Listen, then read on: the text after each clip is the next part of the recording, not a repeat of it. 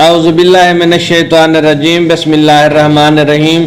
Dear students, आज हम जिस मौजू पर गुफ्तगू कर रहे हैं वो इंतहाई सीरियस, सेंसिटिव और स्टूडेंट्स के लिहाज से बड़ा अहम है।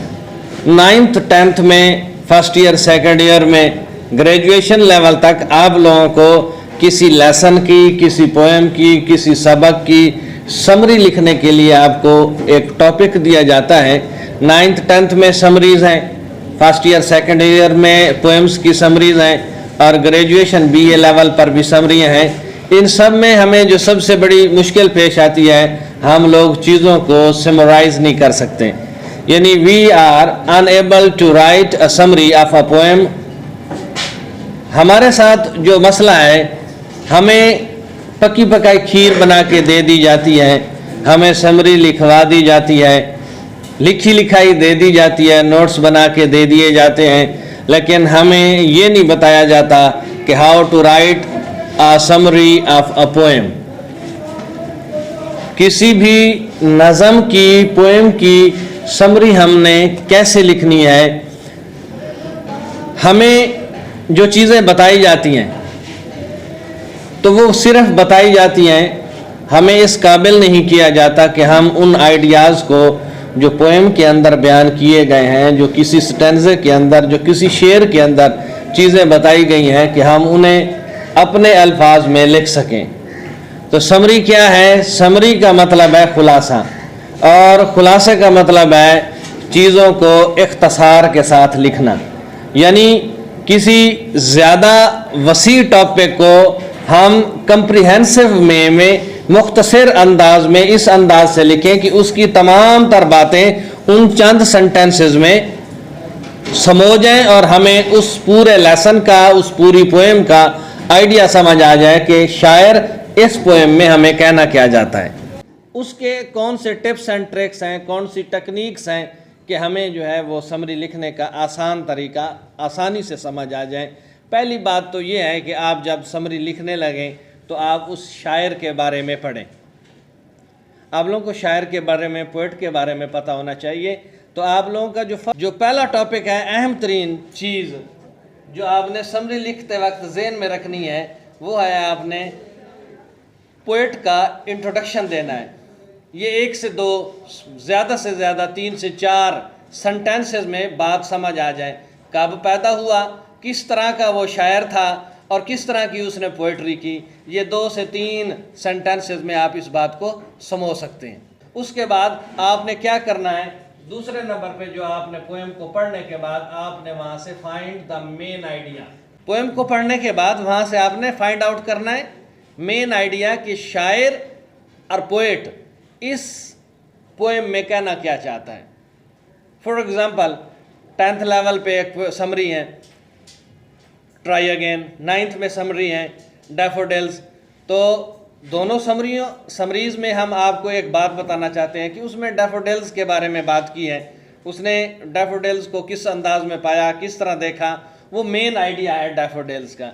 ट्राई अगेन वाली पोएम में शायर जो है वो आप लोगों को ट्राई अगेन के बारे में, यानी किसी चीज़ के मुतालिक अगर आप नाकाम हो जाते हैं तो बार बार कोशिश करने के हवाले से आपसे बात करना चाहता है।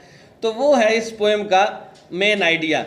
इसके बाद आपने क्या करना है, आपने समरी की तरफ, मेन आइडिया आ गया आपके जहन में, स्केच आ गया, आइडिया आ गया। जब आप पोएम के अंदर से उसका मेन आइडिया और मेन थीम जो आप आइडिया निकाल लेंगे, तो अब आपने उस समरी को, यानी जितना भी है पोएम, उसके 3 स्टेंजाज हैं, 4 हैं, तो उन सब को आपने समराइज़ करना है। यहाँ पर जो पोएम के आइडियाज़ हैं तमाम स्टेंजाज में लिखे हुए, आपने उनको समराइज़ करना है। पूरी पोएम को मैक्सिमम 5 to 8 सेंटेंसेस के अंदर आपने समराइज़ करना है। हमारे एक रूटीन है कि समरी को हम ऐसे बना देते हैं, ये जी इजी स्टूडेंट्स के लिए समरी हैं, ये इंटेलिजेंट स्टूडेंट्स के लिए है, ये आउटस्टैंडिंग के लिए, तो वो समरी कम ऐसे ज़्यादा लगता है। तो समराइज़ का मतलब है मेन जो बातें हैं उनमें से वो चीज़ें निकाल दे जो बार बार रिपीट हुई हैं। आपने रेलेवेंट टू द टॉपिक रहना है, मेन बातें सबको आपने वहाँ पर समराइज कर देना है। मैक्सिमम 5 to 8 सेंटेंसेस में आपने समरी को, और समरी का मतलब वैसे भी खुलासा होता है, और खुलासा पूरे सबक का, पूरी पोएम का तिहाई होता है, 1/3 होता है। अमूमी तौर पर जो आइडिया है समरी से मुतल्लिक तो 1/3 होता है। इसके बाद आपने कीप इट ब्रीफ, आपने वो आइडियाज़ सारे इकट्ठे कर लेने हैं, उनको 5 से 8 सेंटेंसेस में लिख लेना है। उसके बाद आप तीसरा अहम पॉइंट है write without judgment. Without judgment का मतलब यह है कि आपने जानिबदारी का मुजाहरा नहीं करना। जानिबदारी कब होती है? जब किसी चीज़ में आप अपनी तरफ से चीज़ ऐड करते हैं। आप मेरा आइडिया समझ रहे हैं? जब आप अपने आइडियाज़ को उसके अंदर शेयर करते हैं तो जानिबदारी हो जाती है। आप जानिबदार हो जाते हैं, तरफदार हो जाते हैं। तो आपने अपने आइडियाज़ शामिल नहीं करने, गैर जानिबदार हो के आपने चीज़ों को लिखना है और वो चीज़ें निकाल देनी है जो बार बार रिपीट हुई हैं। क्लियर? पांचवी और अहम तरीन चीज, make sure it flows. Means आपने जो आइडियाज का जो तसलसल है वो बरकरार रखना है। यानी पहले आइडिया से दूसरे आइडिया, स्टेप्स बाय स्टेप्स उसके जो समरी के अंदर आइडियाज हैं। ऐसा नहीं कि जो लास्ट लाइन में आइडिया है आपको उसको पहले लिख दें और जो पहले वाली लाइन का आइडिया तो उसको आप आखिर में लिखते फिरें। ये चीज़ नहीं है। फ्लो का मतलब ये है कि जिस तरह समरी के अंदर तसलसल है आपने उसको आगे बढ़ाना है, और कनेक्टिंग वर्ड्स जो है वो कनेक्टर जो है सेंटेंसेस के अंदर वो इस्तेमाल करने हैं। मीन्स तसलसल होना ज़रूरी है। और आखिर में आप उस पूरी पोएम का मेन आइडिया जो है, मेन आइडिया निकाल लिया। या समरी को आपने जो है ना एक कंक्लूजन भी दे सकते हैं। यहां तक हो जाए तो गुजारा चल सकता है, समरी मुकम्मल है। कंक्लूजन भी लिख सकते हैं कि आप 1 or 2 सेंटेंसेस में आप पूरी समरी का एक कंक्लूजन दे सकते हैं कि what the poet wants to say, what the poet wants to say, कि शायर जो है वो हमसे क्या कहना चाहता है। उस पूरी समरी का एक जो कंक्लूजन है, जो आप एक नतीजा निकालते हैं, तो उसको भी आप कंक्लूजन के अंदर ऐड कर सकते हैं। These are the most important steps to write down a summary of a poem. और यही तरीका आप किसी लेसन के अंदर भी इस्तेमाल कर सकते हैं। समराइज मीन्स चीज़ों को शार्ट करना, मगर इस अंदाज से इन अ कम्प्रीहेंसिव वे। यानी आप लोग यूँ समझ लें कि दरिया को कूज़े में बंद करने का फ़न जो है वो समरी लिखने का और खुलासा, यही चीज़ें आप उर्दू में भी, इंग्लिश में भी, सबकों के खुलासे में भी यही इस्तेमाल कर सकते हैं।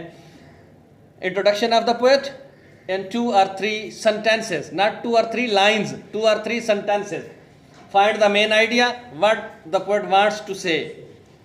Keep it brief, summarize कर दें, तमाम आइडियाज़ को एक जगह पर इकट्ठा कर लें। Write without judgment, किसी जानिबदारी का मुजाहरा नहीं करना। जो आइडियाज़ पोएम में हैं एज इट इज़ उनको समराइज करना है। उन्हीं को 5 से 8 सेंटेंसेस तक, 10 सेंटेंसेस तक आप समरी को, पोएम को समराइज कर सकते हैं। Make sure it flows, ideas के अंदर तसलसल होना चाहिए, और एंड पे आप लोग उसका कंक्लूजन दे सकते हैं, नतीजा दे सकते हैं कि पहले मेन आइडिया क्या था, अब उससे जो नतीजा अखज़ किया जाता है, जो कंक्लूजन, जो रिज़ल्ट है, टू सम अप आप उसको कर सकते हैं। तो दैट इज़ कंक्लूजन। और ये वो तरीका है जिससे आप पोएम को अच्छी तरह लिख सकते हैं। और आज का जो टॉपिक था how to write a summary of a poem, तो इसके बारे में आज हमने जाना। उम्मीद है कि आप इस अंदाज से अगर चीज़ों को पढ़ के लिखने की कोशिश करें तो you can create and you can write down the summary in your own words easily.